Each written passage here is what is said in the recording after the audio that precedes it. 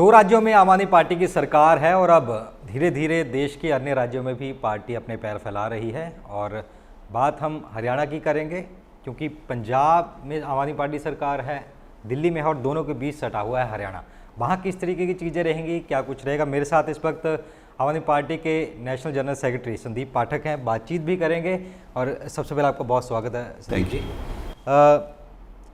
बात करें दिल्ली में सरकार आपकी 2 बार 3 बार हुई कह सकते हैं, तो पंजाब में भी अच्छा कर रही है सरकार, अच्छे बहुमत से पहुंची। हरियाणा में आप जाके भी आए, 3 दिन वहां पर रहे भी, ग्राउंड में क्या लगा, किस तरह की रियलिटी है, वहां की जनता क्या चाहती है, क्या माहौल है। हर जगह बदलाव के लिए बहुत ज़्यादा जनता तड़फ रही कह सकते हैं। जनता ने इन सभी पार्टियों को बार बार और बराबर मौका दिया। जनता ने दिल खोल के इन सभी पार्टियों को मौका दिया। इन पार्टियों ने जनता को सिर्फ और सिर्फ धोखा दिया है। आज तक हरियाणा जैसा राज्य जिसकी मिट्टी इतनी उपजाऊ है, जहाँ के लोग इतने मेहनती है, वहाँ पर किसानों की इन्होंने जिस तरीके से दुर्दशा करी है, आज बेरोज़गारी में हरियाणा को नंबर 1 बना दिया है, महिलाओं के मान सम्मान के साथ छेड़खानी खिलवाड़ कर रहे हैं। ये एक विचित्र परिस्थिति है हरियाणा के लिए।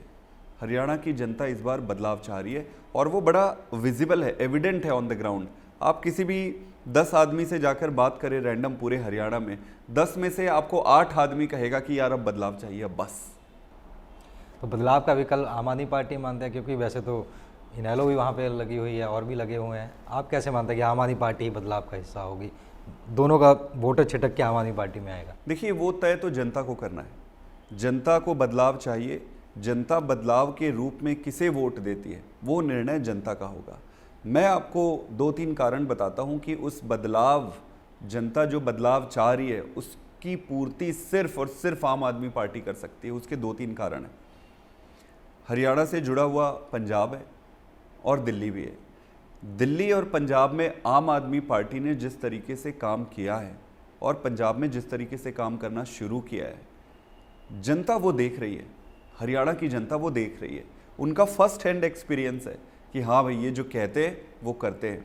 सारी चीज़ें जो सरकार ने, पंजाब ने किया, दिल्ली ने किया, जो इन आम आदमी पार्टी ने वादा किए थे, वो सारी चीज़ों को ईमानदारी से पूरा कर रहा है। वहाँ पर हर वर्ग इन दोनों राज्यों में खुश है। तो फर्स्ट हैंड एक्सपीरियंस है जनता को। फर्स्ट हैंड एक्सपीरियंस होने के कारण उनका विश्वास आम आदमी पार्टी पर ज़्यादा है, नंबर 1। नंबर 2, जिस तरीके से अरविंद केजरीवाल जी ने पूरे देश में घूमा और पूरे देश के सारे देश की जनता उन्हें प्यार कर रहे हैं, तो केजरीवाल जी तो हरियाणा के लाल ही है, वहीं के हैं, तो अपने बच्चे को तो आदमी 2 वोट ज़्यादा ही देता है। तो मुझे पूरा भरोसा है कि इस बार बदलाव के रूप में आम आदमी पार्टी आएगी। तो जो आपने संगठन बनाया, हमने देखा कि बिल्कुल ग्राउंड लेवल तक आप पहुँचे, सर्कल तक पहुँचे। क्या क्राइटेरिया रखा आपने, क्योंकि बहुत लोग थे जो आना चाहते थे, बहुत दिन आपने रोक के रखा, उसके बाद हम देख रहे हैं कि भर्तियां भी हो रही हैं, बाकी लोग भी आ रहे हैं, तो क्या क्राइटेरिया देख रहे थे। और दूसरी बात, संगठन से कितना फ़ायदा आगे मिलेगा, संगठन बन गया, अब इसके बाद आगे का क्या चरण रहेगा। बहुत अच्छा प्रश्न है ये। संगठन, हरियाणा की संगठन की मैं स्पेसिफिकली बात करूं तो हर गांव में हमारी 21 मेंबरी कमेटी बन चुकी है। उसमें से अभी अनाउंसमेंट शुरू हो जाएगा उनका भी। स्टेट लेवल पे ऑर्गेनाइजेशन है, डिस्ट्रिक्ट लेवल पे है, लोकसभा पे लेवल पे, ऐसे करते करते करते हर गांव और हर वार्ड में आम आदमी पार्टी की संगठन है। तो संगठन नीचे लेवल तक पहुंच चुकी है, एक गली में घुस चुकी है। इस संगठन को बनाया कैसे, जो आप पूछ रहे थे कि भाई कैसे आपने तय किया कि इसको बनना चाहिए। हमारी पार्टी का एकमात्र सिद्धांत जो है वो ट्रांसपेरेंसी और मेरिटोक्रेसी है। हम मेरिट के आधार पर ही पदों के लिए उपयुक्त व्यक्ति का चयन करते हैं। अब जैसे मेरा आप उदाहरण ले लो, मेरी कोई जान पहचान नहीं थी इस पार्टी में कहीं पे भी। मैं सिर्फ और सिर्फ अपने काम के दम पर यहाँ पहुँचा हूँ और इस पार्टी ने मेरे काम को देख कर ही मुझे ये पद दिया है। तो अब मेरी जिम्मेदारी है कि मेरे नीचे है, मेरे सुपरविजन में जितने भी काम हो रहे हैं वो भी उसी तरह ट्रांसपेरेंसी और मेरिट के आधार पर हो। एक एक व्यक्ति जो हम चुनकर लगाते हैं वो योग्य होता है और उस पद के काबिल होता है। किसी की जान पहचान नहीं, किसी की सिफारिश नहीं, किसी की रिश्तेदारी नहीं, कोई किसी का भाई भतीजा नहीं, कोई सिफारिश नहीं। तो जब आप एक ट्रांसपेरेंसी और मेरिटोक्रेसी के साथ आप कोई चीज़ बनाते हैं, चाहे वो राजनीतिक संगठन हो या अदरवाइज हो, तो वो बहुत अच्छा संगठन बनता है, हेल्दी संगठन बनता है। तो हरियाणा में आम आदमी की संगठन जो है ना सिर्फ बड़ा है, विशाल है, बल्कि हेल्दी भी है, स्वस्थ भी है, सारे खुश है, कोई गुटबाजी नहीं है, ऊपर से लेके नीचे तक सारे बदलाव के लिए मेहनत करने मान के तैयार चले कोई पार्टी ज्वाइन करना चाहता है तो आके मिले, आप चेक करेंगे तो कोई भी आ सकता है, कोई बैकग्राउंड देखने की जरूरत नहीं उसको, बिल्कुल। हाँ, ये भी आपने पूछा था, बहुत सारे लोग जैसे आना चाहते हैं, आना कई लोग चाहते हैं, हाँ। बहुत सारे लोग आना दूसरी चाहते पार्टियों के भी लोग हैं, कई दूसरी बार- पार्टी के लोग भी आना चाहते हैं। देखिए, आम आदमी पार्टी पहले तो नहीं थी, पहले तो 2 ही 3 पार्टियां, यही पार्टियां थी, तो बहुत सारे अच्छे लोग भी उन पार्टियों में हैं जो वहाँ सफोकेट हो रहे हैं। उनकी लीडरशिप को कोई तराशने वाला नहीं है, उनके ईमानदार लोगों को कोई ध्यान देने वाला नहीं है। उन पार्टियों में सिर्फ भाई भतीजावाद। तो अच्छे लोग जब आना चाहते हैं तो उनका दिल खोल के स्वागत है। लेकिन अगर किसी विशिष्ट पद के लिए वो पूछते हैं, अगर कोई ये कहता है कि मुझे टिकट दोगे तभी मैं आऊँगा, उनसे फिर हम हाथ जोड़ लेते हैं। हम कहते हैं कि आप आइए, काम करिए, अपने आप को साबित करिए। अगर टिकट तो उसी को मिलेगी जिसको जनता कहेगी। हम चुनाव के समय जनता से पूछते हैं कि भाई साहब फलाने आदमी पूछ रहे हैं, टिकट मांग रहे हैं, आपको क्या लगता है इसको देना चाहिए? जनता कहेगी इसको टिकट दे दो तो दे देते हैं, जनता कहेगी नहीं अभी इसको मेहनत करने दो तो मेहनत करने देते हैं। तो ये जनता तय करती है। लेकिन कोई भी व्यक्ति आना चाहे, अच्छे लोगों को हमारी पार्टी में दरवाज़ा खुला है, उनका स्वागत है।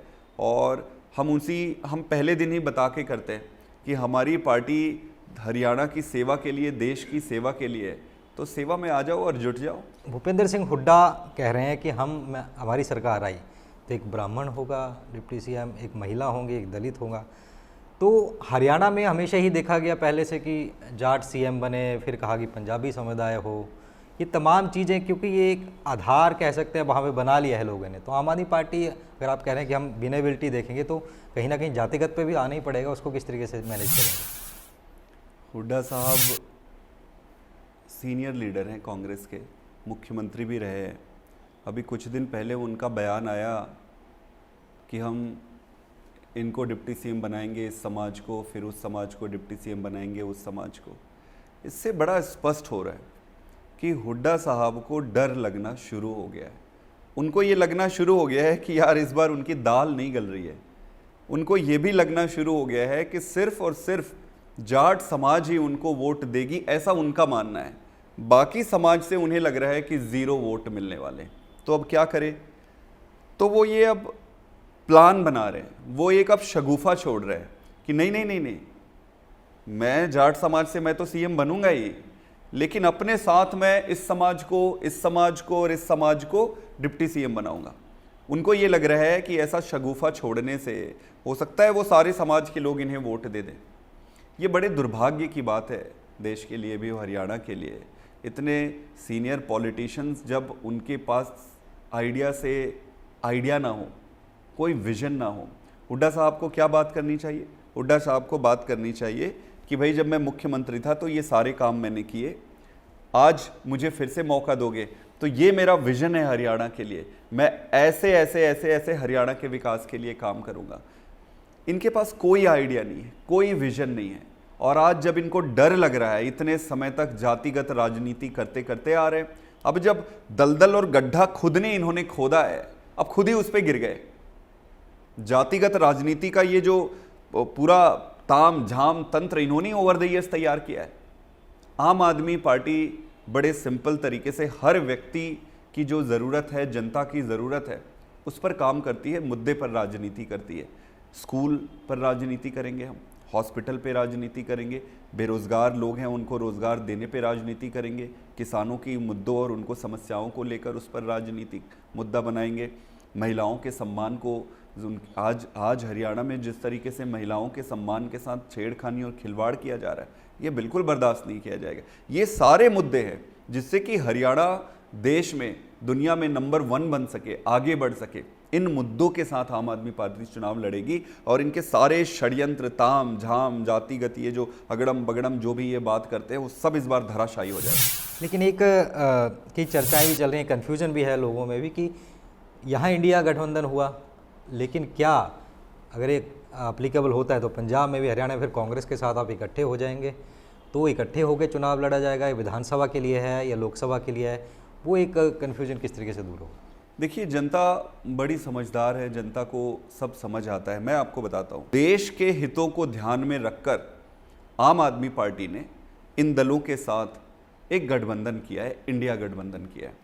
ये गठबंधन स्पेसिफिक तौर पर लोकसभा चुनाव के लिए किया गया है। विधानसभा चुनाव में आप देखेंगे कि छत्तीसगढ़ में अकेले लड़ रहे हैं, मध्य प्रदेश में अकेले लड़ रहे हैं, राजस्थान में अकेले लड़ रहे हैं, वैसे ही हरियाणा में भी अकेले लड़ेंगे। हाँ, इसके अलावा बात करें तो हरियाणा सरकार पे आ जाते हैं। सरकार करीब 9 साल हो गए हैं, कई पोर्टल खोले सरकार ने, कई चीज़ें की। कहा जा रहा है कि पर्ची खर्ची बंद कर दी है, रिश्वत बंद कर दी है। आप ग्राउंड में रहे और भी कई जगह आप घूमे, क्या लग रहा है आपको? हुई 50% तक के कमीशन चल रहे हैं इनके ऑफिसेज में, 50% तक के। आप मेरी बात मत मानिए, मैं आपको रिक्वेस्ट करता हूँ, आप किसी भी छोटे शहर गांव में चले जाइए, जनता से आप पूछिए, जनता से लाइव पूछिए और इनको बताइए, इस सरकार को दिखाइए कि इस सरकार की स्थिति क्या है।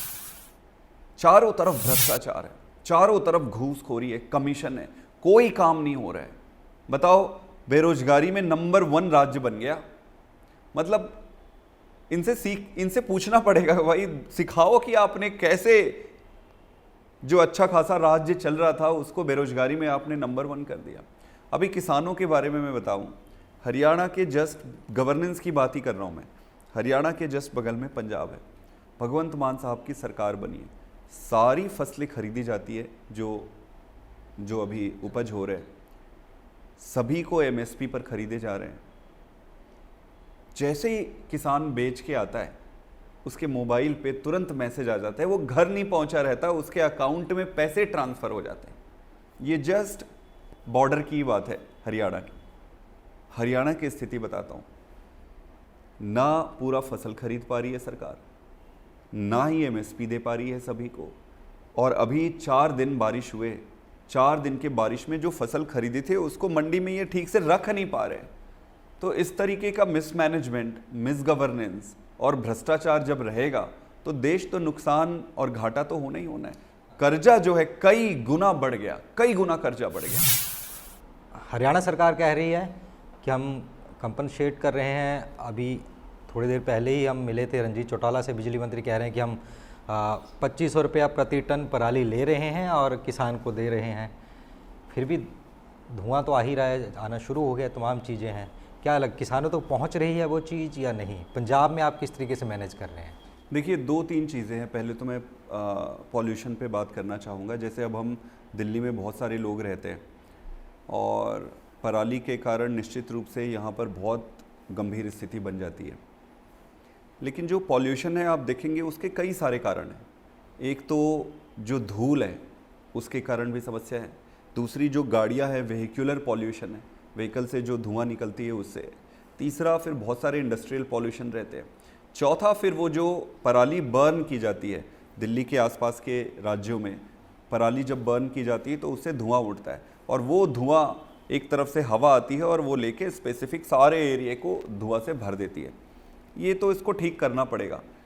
तो इसका कोई एक 1 शॉट सॉल्यूशन नहीं होगा, इसके कई सारे मल्टीपल सॉल्यूशंस करने की ज़रूरत है। वेहिकुलर पॉल्यूशन को ठीक करना पड़ेगा, डस्ट वाले पॉल्यूशन को ठीक करना पड़ेगा, इंडस्ट्रियल पॉल्यूशन को ठीक करना पड़ेगा और फिर ऑब्वियसली पराली से जो धुआं उठ रहा है उसको भी ठीक करना पड़ेगा।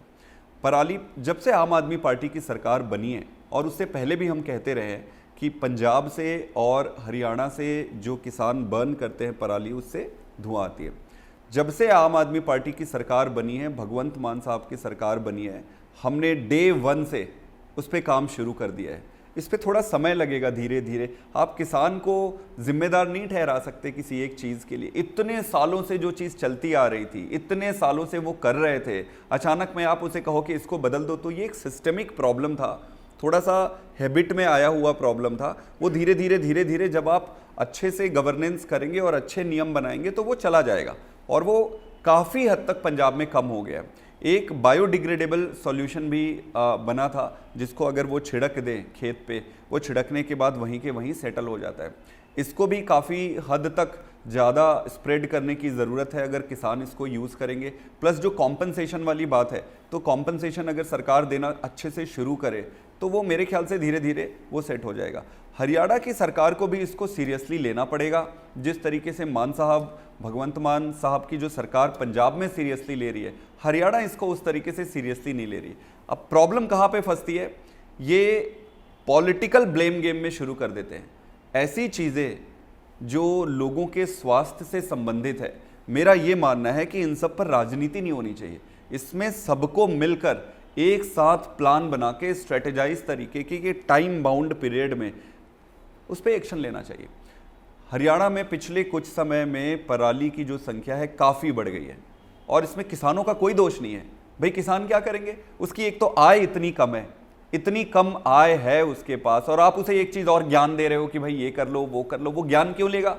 सरकार की जिम्मेदारी है उसको करना। सरकार उसको कॉम्पनसेशन दे, नई टेक्नोलॉजी लाते हैं तो नई टेक्नोलॉजी को इंट्रोड्यूस कराए एक एक जगह पे। तो जिस तरीके से भगवंत मान साहब की सरकार सीरियस होकर इस पे काम कर रही है, हरियाणा को भी करना चाहिए। हरियाणा सरकार कह रही है कि हर चीज़ पे पोर्टल हम बनाए हैं, चाहे ख़राब हो गई फसल उसका पोर्टल, कुछ हो गया चीज़ तो उसके लिए पोर्टल।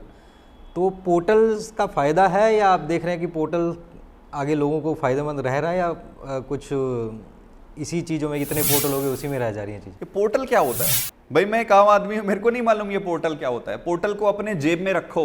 मैं एक बेरोजगार हूँ, मेरे को रोजगार चाहिए। पोर्टल को अपने जेब में रखो, मेरे को रोजगार दो। मैं एक किसान हूँ, मेरे को चाहिए मेरे फसल को पूरी तरीके से MSP मिले, मेरे फसल को बिकते ही मेरे अकाउंट में पैसा है। पोर्टल को अपने जेब में रखो, मेरे फसल का पैसा दो। मेरे को चाहिए स्कूल चाहिए मेरे बच्चों के लिए गाँव में, मेरे को पोर्टल नहीं चाहिए तुम्हारा, मेरे को तो स्कूल चाहिए। तो इनको बताना चाहिए कि यहाँ ये स्कूल बने, ये हॉस्पिटल बने, गवर्नेंस में ये इंप्रूव किया, करप्शन को ऐसे हमने पोर्टल बना दी। पोर्टल बनानी क्या बड़ी बात है बताओ? 50,000 पोर्टल हम बना देते हैं एक दिन में। पोर्टल ये मतलब ना तो इनको गवर्नेंस का कोई ज्ञान है, इनको आइडिया ही नहीं है कि ये क्या बात कर रहे हैं। बड़ा बचकाना सा लगता है कि पोर्टल बना दिया। अरे पोर्टल होता क्या है? कुछ नहीं है, वो डब्बा है। चलिए संगठन की बात करेंगे, चुनावों की भी करेंगे। पंजाब के तमाम कैबिनेट मंत्री जितने हैं लगभग उनको हरियाणा के लोकसभा क्षेत्रों का प्रभार दिया गया है। तो क्या लगता है पंजाब का जो मैजिक है हरियाणा में ला पाएंगे, वो चलेगा? नहीं देखो, मैजिक दिल्ली और पंजाब का सब तरफ का, केजरीवाल जी का मैजिक हर तरफ है, वो सारे मैजिक वहाँ लाएंगे। और वॉलंटियर सब तरफ से सब तरफ लगा रहे हैं। जैसे पंजाब के वॉलंटियर्स दूसरे स्टेट्स में गए, हरियाणा के वॉलंटियर्स गुजरात गए थे लार्ज स्केल पे। हरियाणा के वॉलंटियर हर इलेक्शन में दिल्ली आके काम करते हैं। तो हमारी बड़ी खूबसूरत है हमारा जो सिस्टम है लोगों का वॉलंटियर बेस वाला, कि जहाँ पे भी चुनाव होता है सारे एक दूसरे की जगह जाके काम करते हैं। मेरा ये मानना है कि हरियाणा का संगठन अपने आप में इतना मजबूत है कि संगठन के लोग इस बार बदलाव ले आएंगे और हम सब मिलकर चुनाव लड़ेंगे। दिल्ली में जो वॉलंटियर है वो, पंजाब में वॉलंटियर है, सब कोई। लेकिन जिस तरीके से हमने अब संगठन को बना के ऑब्जर्वर्स और प्रभारी लगाए हैं, ये इससे काफ़ी सीरियसनेस आई है संगठन में और इसका फ़र्क निश्चित रूप से बहुत अच्छा होगा। अब आप देखेंगे कि हमारा कैंपेन किक स्टार्ट होने वाला है। हम पूरे हरियाणा में यात्राएं निकालने वाले हैं। चारों तरफ से यात्राएं निकलेगी और एक जगह पर कल्मिनेट होगा। जहाँ पर कल्मिनेट होगा यात्रा, वहाँ पर एक विशाल रैली करेंगे और हमारे नेता अरविंद केजरीवाल जी जाकर वहाँ पर बदलाव का शंखनाद करेंगे। तो हमारे कैंपेन सब शुरू हो रहे हैं। अच्छा, आपने कहा था कि संगठन बनाएंगे, उसके बाद लोग जुड़ना शुरू हो सके होंगे। संगठन बन गया, हमने देखा लोग भी आ रहे हैं, तो क्या अन्य पार्टियों के लोग आपके टच में हैं? फ़ोन तो आते होंगे कि भाई हम भी ज्वाइन करना चाहिए। कितने करीब लगता है लोग टच में हैं जो आना चाहते हैं? देखिए, बहुत सारे लोग आना चाहते हैं, बहुत सारे लोग आना चाहते हैं। जो निस्वार्थ भाव से जो आना चाहते हैं वो तो जुड़ते जा रहे हैं। बहुत सारे लोग जो आना चाहते हैं लेकिन उनका पब्लिक इमेज ठीक नहीं है, उनको हम कह देते हैं कि भाई आप वहीं रहिए, वहाँ पर आप रहे, हमारे पास आओगे तो शायद हम आपकी कोई सेवा नहीं कर पाएंगे। चलो चलते चलते आखिरी सवाल, कितने आश्वस्त हैं जीत के लिए और आकलन कितना करते हैं लोकसभा विधानसभा के लिए आप हरियाणा के लिए? देखिए, अभी हमने कोई साइंटिफिक स्टडी किया नहीं है, तो ये बहुत प्रीमेच्योर होगा कि बिना एनालिसिस के कोई नंबर पे बात किया जाए। एक पॉलिटिकल ऑब्जर्वर के तरह मैं आपको 2-3 चीज़ें कह सकता हूँ। आज इंडिया पार्टनरशिप होने के बाद कोई ये नहीं कह सकता कि विपक्ष कमज़ोर है। जो ये गठबंधन हुआ है, जो ये पार्टनरशिप हुआ है, वो आप किसी भी मायने में देख लीजिए, चाहे organisational strength, state wise organisational strength पे देख लीजिए, स्टेट वाइज आप पुराने प्रीवियस रिजल्ट्स को देख लीजिए, स्टेट वाइज लीडरशिप एबिलिटीज़ को ले लीजिए। हर तरीके से जो इंडिया गठबंधन है वो एनडीए पर भारी है। तो सबसे पहला बात तो यही है कि अब कोई ये नहीं कह सकता कि ऑल्टरनेट है नहीं, विकल्प नहीं है, विकल्प है। जनता को अब बदलाव चाहिए, उसको उसके बच्चे को पढ़ाई करानी है, उसको अच्छे हेल्थ चाहिए, विकसित राष्ट्र बनाना है, और इस बार विकल्प है तो बदलाव सुनिश्चित। धन्यवाद बातचीत करने के लिए संदीप जी। ये थे मेरे साथ संदीप पाठक, जिन्होंने हमसे खास बातचीत की और बताया किस तरीके से हरियाणा में आम आदमी पार्टी आगे संगठन बनाने के बाद आगे प्रारूप क्या कुछ रहेगा। फिलहाल मेरे सहयोगी आदित्य पांडे के साथ मुझे नितिन धीमान को दीजिए इजाज़त। आप देखते रहिए MH1 न्यूज़।